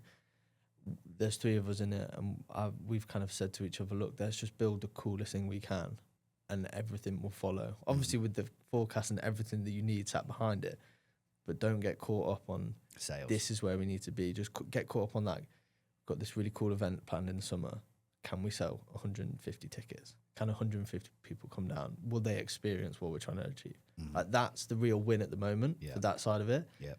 Bagel Project, as we look to grow, like that is in a different, you're looking at how do we build that brand? How do we build that community? But how do we do that when we're pushing this to new places, new areas? Because we're in the position to do that. I think it's really nice to have 2 different goals. I don't think everything needs to be financial. If you focus too much on financial, you can obviously get into a headspace where you're never really winning, because I think, I set myself a goal and I was like, when I do this, that'll make, I'll be buzzing. Did it. And you're like, right, how do I get to the next stage? So then you understand that financial is never going to be your why. Obviously it helps. But for me, looking at the clothing side, I'm like, that, let's see what that feels like. Because when we did our first pop-up, we had like 60 people come. You look at it and you go, this is cool. Like, people are buying stuff, wearing your brand. But that gives you the motivation, the momentum, the juice. Yeah, that's cool. And I think that's what we look to do. So yeah, I think that for me, the next like 12 months, especially 2 years, that's where I kind of see us being. You know, ideally, it's some external investment and be able to build the Bagel Project even more. You know, I'd want to get to that point where we are the biggest brand. And I think from the clothing side, it's just keep on doing what we're doing and learning about e-commerce. Like I want to, you know, put my hat in that ring. Hospitality is really difficult, as is every industry. But you know, I believe if I can scale and grow in this industry in hospitality, then it's applying that in e-com and making that journey quicker. You know, it took me probably 4 or 5 years to get to the point where I am today. How do I do that in 12 months in a new industry? They're the things that motivate me. Yeah, I think a similar thing, like service-led businesses is completely different to software and product. Yeah. Same, I'm certainly not an e-commerce expert. The product we've been selling on e-commerce is for the software. Yeah. Essentially, there's a whole ecosystem of media infrastructure, essentially. The service base is just how that kind of gets distributed and 100%. builds attention. Yeah. Whereas the software is that's the powerful thing, like code and media. Yeah. Scalable. It's just how do you do it? Yeah. And each domino might go at a different time. Yeah. So it's all like piece to piece, lining things up to maybe fall down in a different order. Yeah. Every other which way. 100%. Yeah. And I think the first time you do something, you don't know that order. But when you're more prepared and you've done it previously, you understand probably where your pain points are going to come. So you're more prepared for it instead of it being like, oh, I didn't expect that. I just expect shit non-stop, and therefore my expectations are shit. Yeah. Like I think it might be when Hormozy said like 3 traits of highly successful people: really overconfident that they can achieve it, super insecure they're not good enough, and discipline, self-control. Yeah, I'm like, I think I'm fantastic at it all, and also think I'm shit at it all non-stop. Yeah, and it's all going to fail, but I'm desperately sure it's absolutely 100% going to work, and also fail at the same time. Yeah. And I'm going to carry on anyway. Yeah. I know. I think that. I definitely understand that. I think that's why like the number side for me is so important because I'm 100% confident we're going to achieve it because you just know that you won't stop until you do. But then you do have that like, oh, am I going to do it? And then I just go back to like emotional, isn't it? The numbers are facts. Yeah, fundamentally, this is where we are. If we scale to that, this is where we will be. Like, and I always, when I forecast, at high end, middle, low. Always 3 forecasts, because then you know where best case, we're at level, like we're 20% lower or 20% down. Like, you then know where you're gonna flex. Then I'm like on growth plan. We're doing site 6 and 7. I'm looking at 6 and we're 20% down. Then I'm like, right, so this is where we're forecast at. Not overall budget. Can we now do 7? Because I think that's where people fall down. They do 6, it doesn't work. They go, well, I'm doing 7. But that's where the number changes. Yeah, and then you go, no, we're behind. Have we got enough money? We probably don't at the moment. Let's look at how we build 6 before we get to 7. Yeah, I remember doing a forecast for software, and it was August the month, hypothetically at the time on the spreadsheet, and that August month looked very bad. Yeah. And then September, like, okay, that's the tipping point. Then that is and so it still looks shit, but it starts to go the other way. You played it out 4 more months. Yeah. It's like, whoa. Yeah. But if you stop in August, you've lost a lot of money. Yeah. All of your life. Yeah. All your hopes and dreams. Yeah. You just waited a little bit longer because you knew that X equals Y and that turns to that. Yeah. Obviously, those things are all completely fucking changed. Everything changed 10 times 100%, over. everything can change. But I think it gives you a bit of peace of mind and also a better plan. I think that's important. Planning everything is so important. I think if you don't go into something with a plan, I just feel like you're setting yourself up like to fail on it. Grant Cardone says the only target that if you don't set is the one you'll hit. Nothing. Yeah. And I think you're just going in and saying that's what we're gonna do.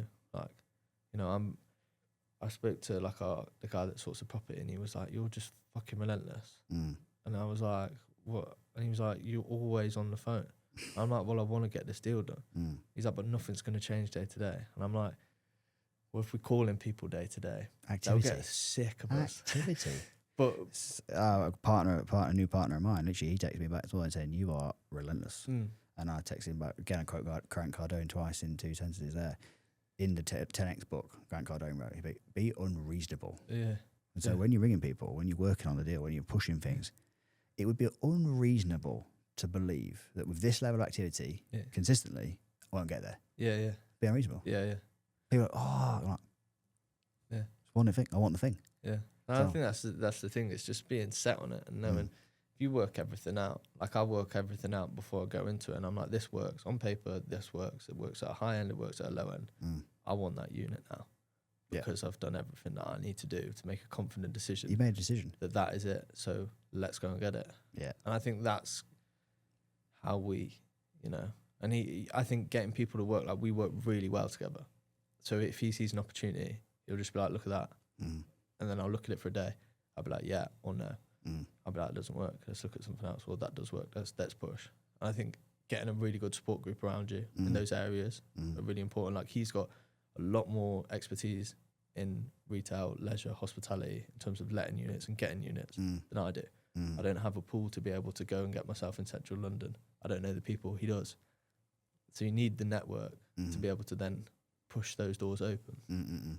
So I think that's been really important. So you mentioned Bagel Project, you mentioned the clothing. What about the mentor and coaching, sort of personal brand side? Yeah, obviously, like I'd love to help as many people as I can. I think it's a massively, I think in hospitality, it's a massive industry that has got a lot of people in it. And I don't think there's a huge amount of support in it.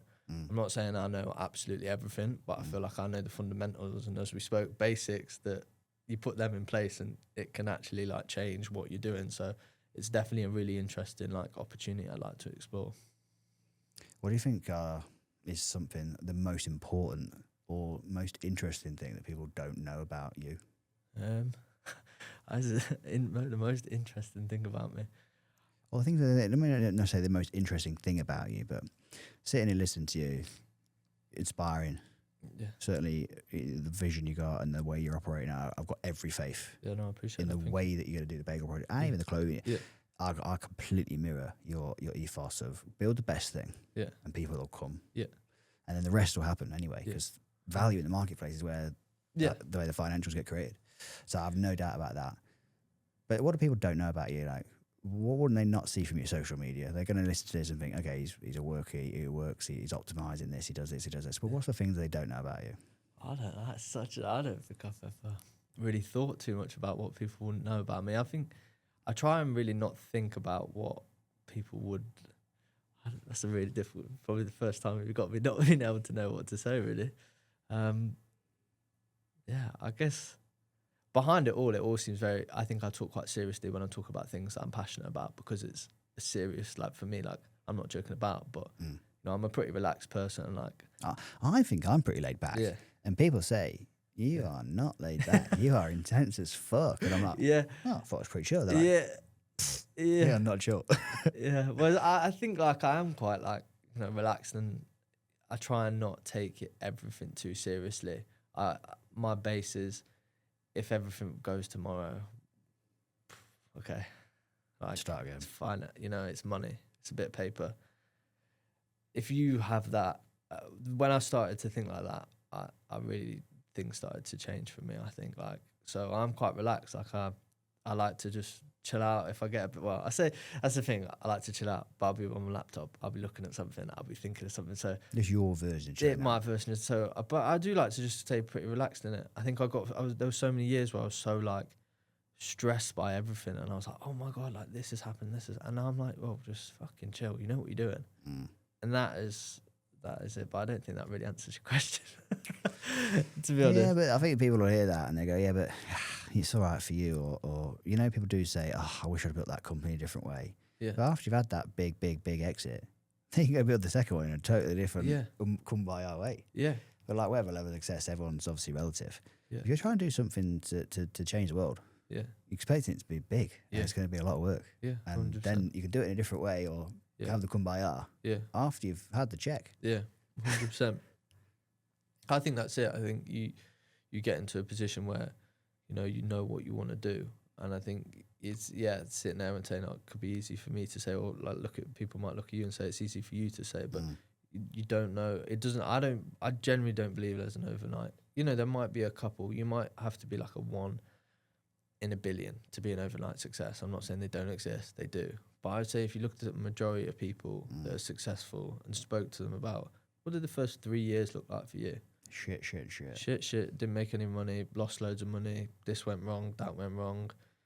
had to close this, had to do that. And everyone goes, well, it's all right for you to say no. It's like, okay, I get that. But you go into that space for 3 years, for like 3 years of not being able to pay yourself and sit in it and still have like, and still think this will get better.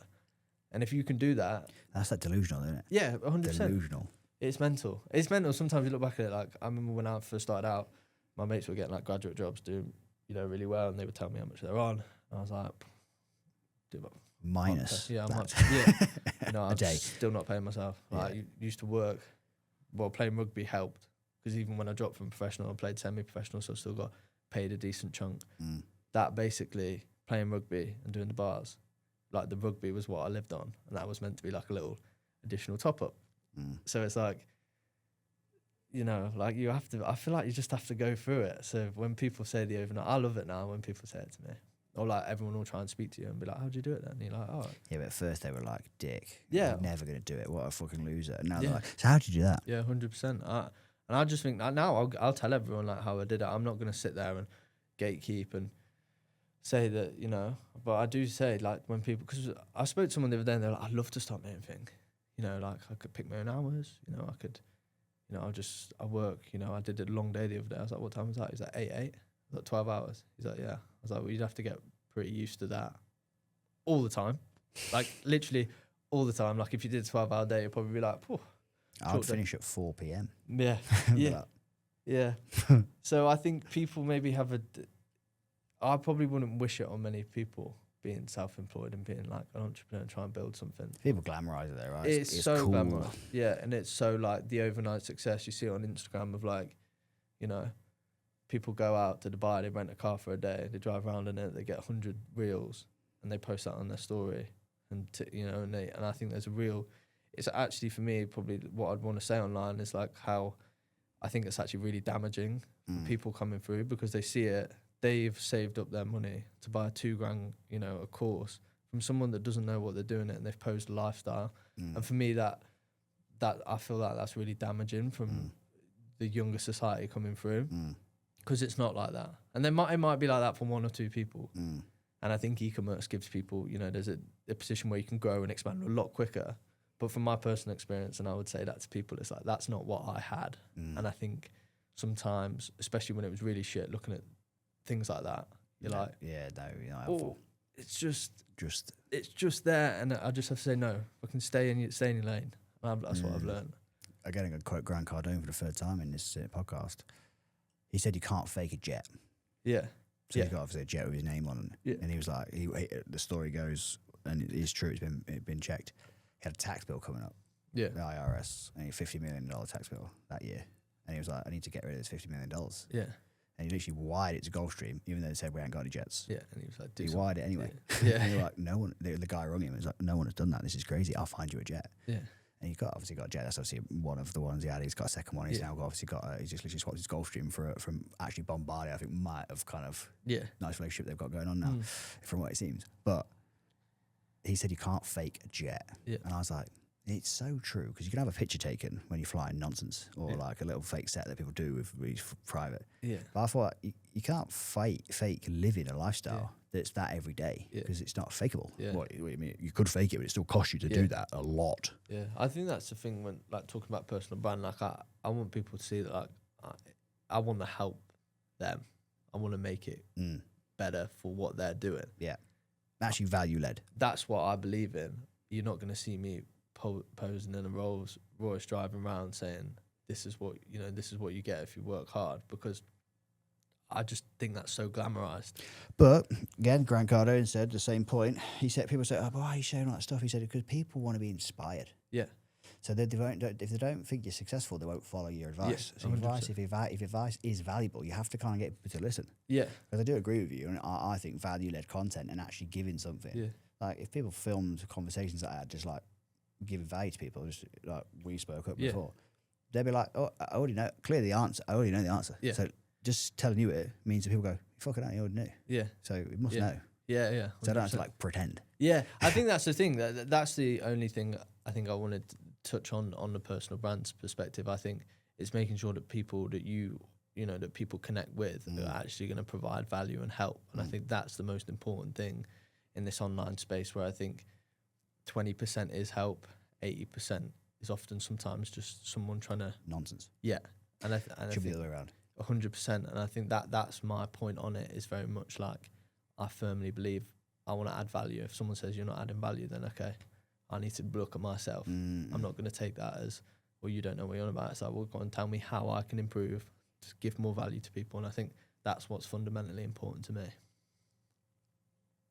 Yeah, so then thinking about, you know, how your personal brand is, there's the education piece. You actually like teaching people how to do their finances, for example, or at least giving them the frameworks to think about.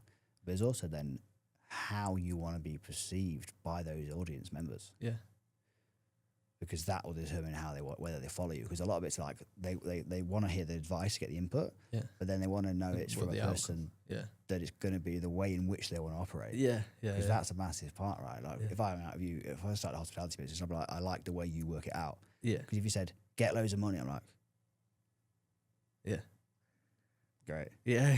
Whereas how you're talking about it, for me, always I think about when someone talks about an idea. Ideas are very cheap and easy to have. Yeah. Execution is absolutely everything. Yeah. So when someone talks to me about something, I'm like, how you gonna do that? Yeah. Because if you ain't got a battle plan, and usually I'm like, cool. So pretend all that doesn't happen. What are you gonna do now? Yeah. No, it's definitely gonna happen. Like, But if the only thing we know for sure is we know fuck all. yeah. I remember we built a crypto project during COVID, and my mate was like, well, we know this. And I was like, the only thing we know is that we have no idea. Yeah, literally, we don't have a clue. Not a clue. Like, we've got a projection. Yeah. But it's all for, like, certainty. Yeah. No certainty at all. And I think as soon as people acknowledge that, like the realism, that's what I think that where I like to be talking, and how I think my personal brand is either online or offline. It's just, Ben's just going to take the truth of what he thinks of what scenarios he may have been in before, or what he can do working it out live. Yeah. Because then I used to have a mentor, and he would, property and an online sort of education expert space. He'd work out the answer on an iPad of it was a square footage of a deal. Yeah. And he was like, well, he didn't know the answer. He was like, well, if you're thinking that per square foot, you're thinking that in that area, the comparables of that, blah, blah, blah, and the tax, and then it's probably going to land like there. Yeah. Whether right or wrong, he had a process of how he was going to try and work out whether, and evaluate the opportunity. Yeah. And I was like, I didn't care whether the number was right or wrong or anything else. I thought, you are working it out in a way that has a methodology and a process, which means that's so important. Correct. Yeah. And I thought, you're an expert. Yeah. Not someone who's like 62, definitely. Like, how do you get to that? Wow, I just feel. Yeah, I feel. Yeah. How have you felt that then? What? Yeah. Like, you're talking about fit outs, and I'm like, if I was going to do a fit out, I'm like, so tell me what I don't know. Yeah. But that's ego, right? People think I have an ego. Yeah. I think I'm certainly confident in my abilities. Yeah. But also, I don't mind if I'm wrong. Yeah. I just want to win. Yeah. And I'll drop my idea quick if you've got a better one. Yeah. I don't care who's yours. I want to win. I want to be in a boat that's going to win. And if you've got a better idea, I'll get in your boat and row like fuck. Yeah. And I think that's what I say. I'm like, I want people to tell me I'm wrong all the time. Like, I want people, in my team to challenge me. I don't, if someone challenges me, I'm like, okay, well, like, how do we do this better? That's always my thing. Like, how do we do it better? Because it's not for me to pump ideas and everyone does. It's like, some of the best things we do might be a collaborative approach or someone else's idea. And I think that's the thing. Like, just being able to put your ego aside and be like, it's not even ego. I think it's just saying like you said, you want to win. I want to win. How do I do that? Well, it's by doing the best ideas all the time and understanding that actually you're probably going to have a load of shit ideas, but still go and do them because you'll learn why they're shit. Don't be in a perspective of like, oh, I'm not sure that'll work. Let's not do it. Oh, I'm not sure. Because then you're like getting a point where you're not doing anything. Yeah. Whereas you're like, let's try it. Okay, that doesn't work. Let's put that in the doesn't work box. Let's put that in the shit bin. And understand why, and then not just put it there and don't think about it. Be like, why didn't that work? Oh, well, it didn't work because you didn't execute the marketing. But it could have been a micro detail. It was a good idea, just not executed in a way that you thought. Exactly. Which again is bad feedback. Yeah. Which kind of circles really to one of my last questions. We've spoken quite a lot about quite a lot of stuff. You said about feedback getting better and how you're positioning or coming across as a brand. Let me ask you the other way around. How do you experience me in the two conversations that we've had now, this being the second, that being the first? What can I learn from? What have I not been able to communicate as effectively as I could? What have you not understood? What do you think I have done well versus what I've done or could improve on? Yeah, I think you articulate yourself very well. I think you come across well and you're clearly very knowledgeable in your industry. I think from what I would say, when people say, I think you're very like approachable, and I feel like we've connected quite well on the things we discuss. I think you can see when you think that someone understands it's on the same wavelength as you, you'll automatically, I think, like connect more with that person. Like I found like that, like when I spoke, you know, when we first came into the conversation, I remember walking in, I could kind of see that you were a bit like, it's just like bloke that owns a bar. But then by the end, and when I was speaking about what we were doing, you were like, shit, I can connect with him. I understand what he's saying. I understand how that applies to me. And then I feel like you connect with people and you're highly knowledgeable in the areas that you're doing. And I like that you are not just staying in one lane. Like you're trying new things, because you don't know. It'd be easy to just stay in the lane that you've always been in. But I like that you're trying to go in a different direction, because that's like with me with hospitality, you know, I'm looking at other areas, because I think that's what pushes you out your comfort zone. And I feel like you can see that you like to be just out of that comfort zone, which I think's, you know, really admirable quality. Nice, appreciate that. Yeah, I know halfway through the conversation, I even told you straight, I'm a very straight talking, direct person. I was like, I thought nonsense. Yeah. And then, you know, obviously I was like, oh no, this guy fucking knows the shit. Yeah, yeah. And especially you asked me, I think, why don't you do the coaching stuff? Or we started talking about the coaching mentoring piece. And obviously you saw like, I don't talk about doing it now. Yeah. Because obviously I've done it and hit it and I've done it well. Yeah. And I just want to like do new stuff. Yeah. But you saw like, you lit up when I was like coming out of that stuff, you were like, oh fucking hell, he knows that shit. Yeah, 100%. And I think that's it. Like it's the same for me. I feel like I'm very like face value, but as soon as people start to offer like value and you understand like, oh, you actually know what you're on about, then I find it way easier to connect with people. That's like what is that? Is that like a credibility or an authority piece? Like as soon as you start talking about the numbers, and I asked a couple of like follow-on questions, I understood there wasn't like you weren't repeating a quote off Instagram. You know those numbers, you know how that stuff goes, because I started pushing around because I was trying to understand, and you had every answer. And same with the coaching thing, I know that stuff inside out. I've done it to a level, like a big level. So as soon as we went back and forth, I was like, oh no, you know. There's like tennis, wasn't it? Bing, it bing, was, bing, bing. But I think that's important. I firmly believe like I take someone for what they are when I speak to them the first time, but I that trust piece isn't there for me until I understand. Like you see so many people that you speak to, you ask them one question, they're like, no. And you're like, well, that is a really basic, like I'm not even in your industry and I know the answer.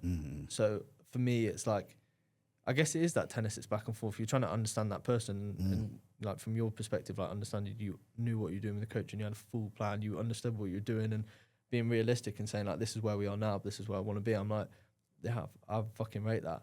Whereas some people, you know, they're like, no, I don't want to tell you, and it's like, well, you don't want to tell me because you don't know. Yeah. Or like what? Like, well, it comes to, don't want to tell me because you don't know. Or some people say, I'm not giving you the strategy. That's my value. So I'm like. Mate, I could write absolutely, which I actually have done since you left that conversation. I wrote exactly what I'd do. Yeah. I'll give you. Yeah. Because if you can execute it like I could, be my fucking guest. Yeah, that is my fucking guest. That is the shit. When people are like, someone said to me, because we're doing this little series about, basically I'm talking about 30 days, how to operate a hospitality business, you know what we do, and giving away, you know, bits about what we're doing. They're like, you're giving away your strategy. I'm like, mate, if someone wants to get up at 5 a.m. and work till 2 a.m. when they've baked and then worked in a bar, if they can beat me at that, then fair enough. But it's like when you talk about theory versus putting that into practice. So easy to give someone a theory. Yeah. You could give me a textbook about how you built your business. For me to go and do that is the hardest thing to do. Harry Potter, Half-Blood Prince. You familiar with the movies? No. People who are listening, who are Harry Potter fans will know. Harry Potter finds the book, the Half-Blood Prince, like a potion book. Yeah. And it says the ingredients, like you would baking a cake, for example.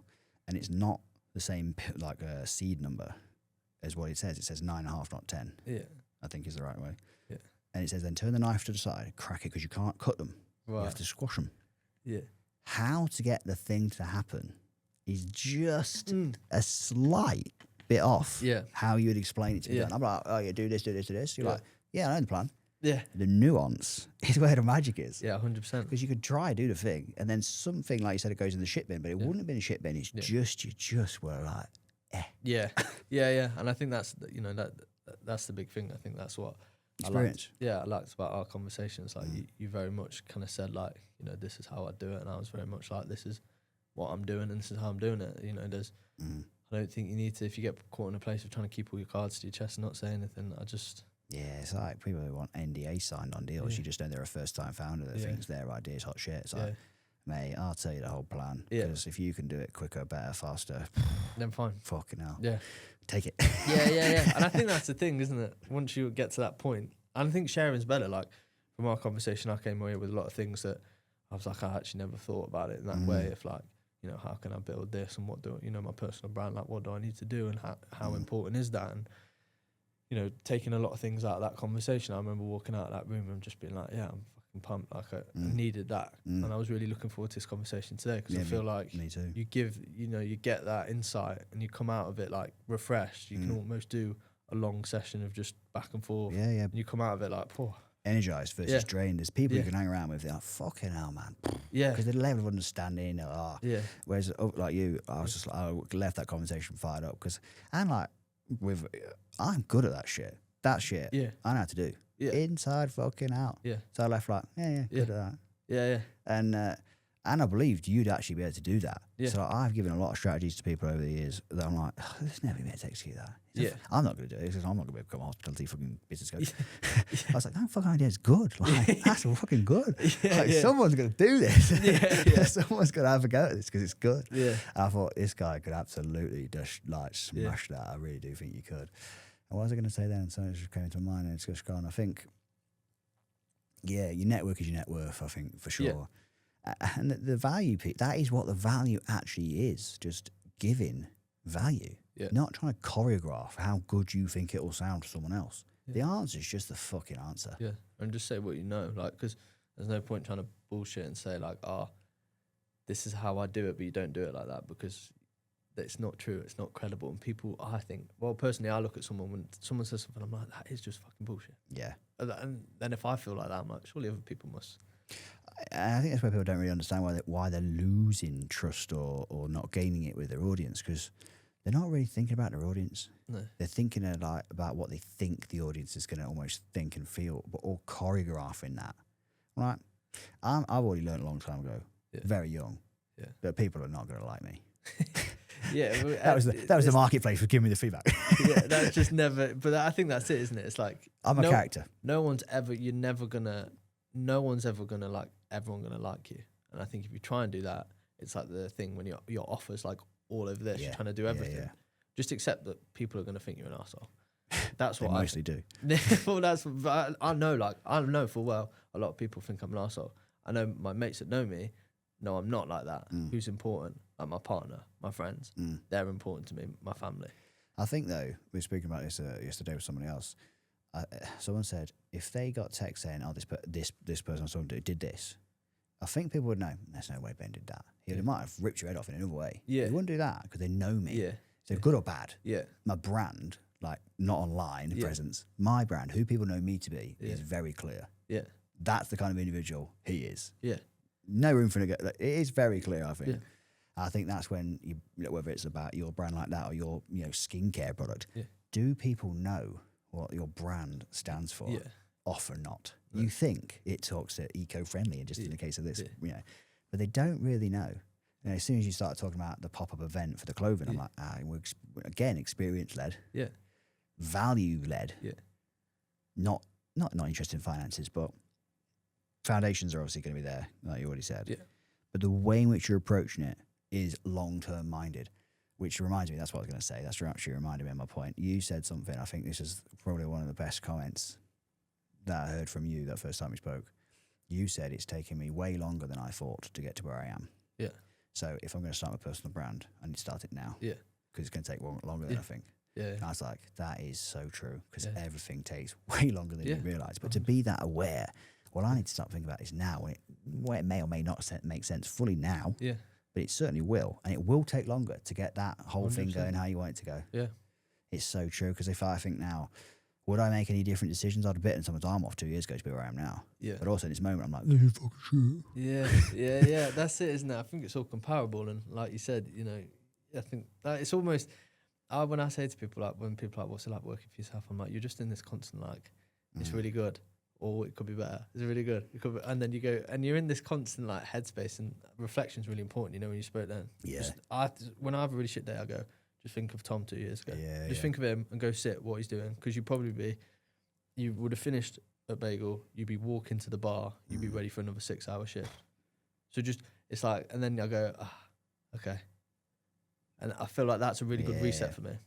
I wrote a post. I haven't posted it yet. I wrote it yesterday, because like writing posts for your personal brand, like It's a long time. Yeah. And I had to, I set myself a goal. I read yours a lot. Do you? Yeah. I like them. Thanks, appreciate that. I'd like to know why in a second. So I wanted, like, I just wanted to articulate. Like, I wasn't like, I've used the transcripts from meetings. Obviously, I use AI to help me like write it out, but it's obviously me. You can tell it's me because I write it like in a style. Like, it's definitely me. And then they try, like when you do use AI, it tries to change it to some nonsense, which obviously therefore you end up writing yourself. Yeah. But like it tries to turn it into like a value post or a teach. And like most of my things are just like, this happened, was shit. Yeah. Some other thing happened, kind of good. Yeah. And the moral of the story is, whatever the moral was of that story. Yeah. I wrote out yesterday, which I will probably hope, well, we'll see if I can finish it today. The goal, it's but I don't want things to be shit. Yeah. So I'm like, I want someone to read this and take from it what I'm trying to say, which that is a piece of work in itself. But literally, night before last, so not last night, night before last, we had something shit happen. Then a product sale on the ecom.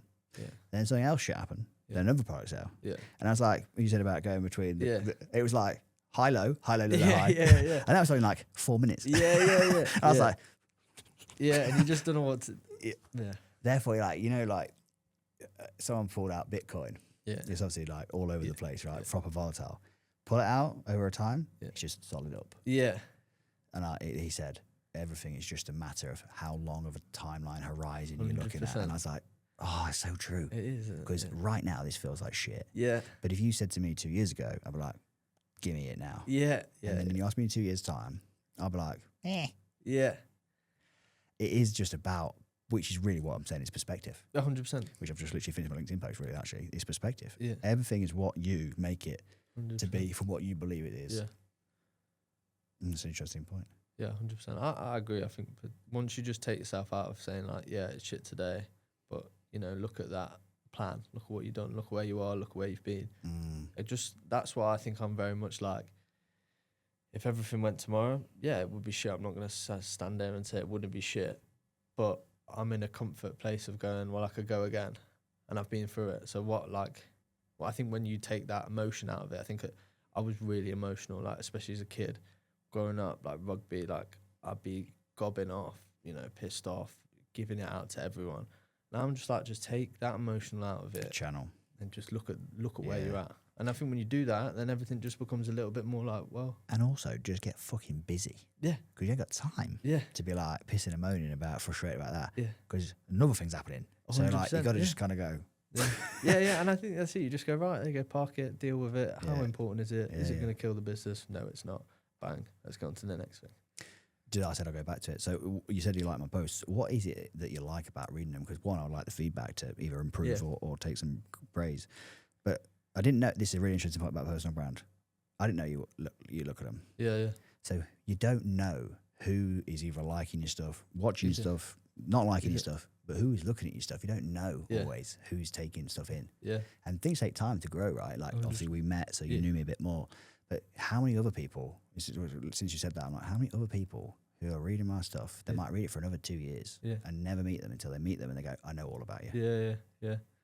I think it's just like when you break down a day and very much speak about what's going on and like wins, losses, and it's very just black and white. Like I feel like there's not a huge amount of emotion put into it, which I think I like reading because I'm like, and you can see that shit, but you obviously put in this shit and then this happened, and it's good. And I think that was what I liked about it. It just gives a real like raw feedback of how a day went, and I think it's nice to see it because you always get everything online's the wins, isn't it? Yeah, glamorized. Yeah, everything's like. If I showed the wins, it'd be like a very short podcast or a short episode. Yeah. One good thing happened once. Yeah. No, the rest is it's all shit. Yeah, and I think that's it. That's what I connect with. I just think it's good to see that, and I like the written form as opposed to like. There's a lot of video content, like you see, like carousels are doing really well now, and like the behind the scenes stuff and like short snippets. It's like attention span's getting even worse, and I think that long form's coming back in. Not even just long form in terms of like visual long form, but I think written long form of people actually just being able to sit. It's a break, innit? Digest instead of like just being able to sit and just read. But it's really interesting. But I completely agree with you. I think because I don't write, I'm not a writer. I don't like writing. I'm never good at writing. Dyslexic, ADHD brain, letters spelled the wrong way. That's why I use the AI to kind of help me to kind of get my thoughts out. And I actually found some catharticism in it. But I was thinking, when I started doing it, I have vlogged. a lot of days, like at one point in the last over this month.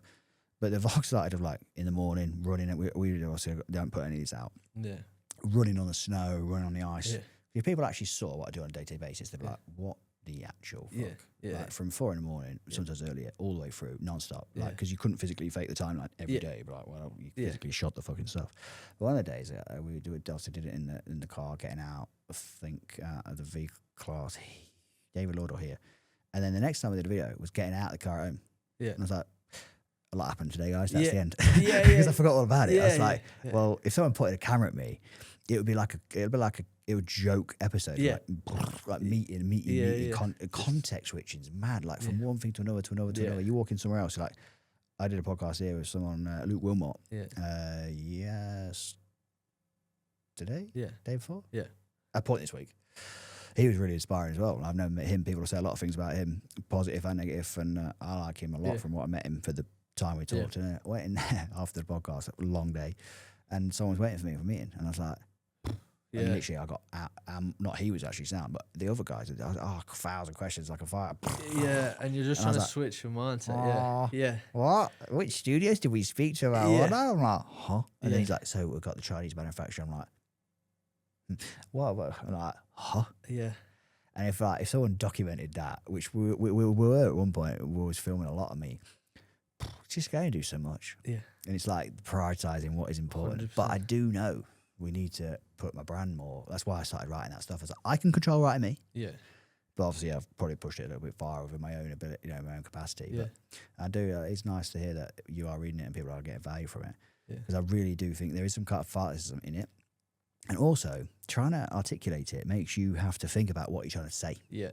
So when I'm writing it, I'm like, well, so today, this happens. Yeah. There's no fucking story in that. What's the reflection that I'm trying to share? What's the piece of insight? If I haven't got any insight, it's almost probably actually, as I say that out loud, journaling. Yeah. I'm probably a bit of journaling, but I'm like, I don't want to sit and write in a journal myself because like, where's that going? Yeah. I want to try and do something with it. I like talking to people. And even if I'm talking to my screen, which talks to people, it's still doing that for me, I think. Actually, I've just realised that. Yeah. It's probably what I get from it. Yeah, I think it's really good. I think it's just a good way to communicate. Like it's the break from the screen time of constantly scrolling, which I think is good. I think you'll see a lot more of it coming about. Yeah, I think you're right. I think that I say to people all the time, if it's good, people will buy it, read it, watch it, do it. Yeah. But first of all, it has to be good. Yeah, 100%. That's the thing. Obviously, your businesses are working because they're good. Yeah. Your stuff's working because it's good. Yeah. You're reading my thing, hopefully, because it's good. Yeah. So you will sit and read the time that it's a longer post or do that thing because it's longer. But it's good. Yeah. First of all, worry about being good. And then sort the rest out. Sort about our stuff. I really enjoyed talking to you again. I think you're solid. I really, as I said to you the first time I met you, I like you a lot. Yeah. I think what you're doing is really, really strong. I look forward to seeing much more success from you. Look forward to growing a friendship and a relationship. Yeah, 100%. Appreciate you. Thank you. Take care.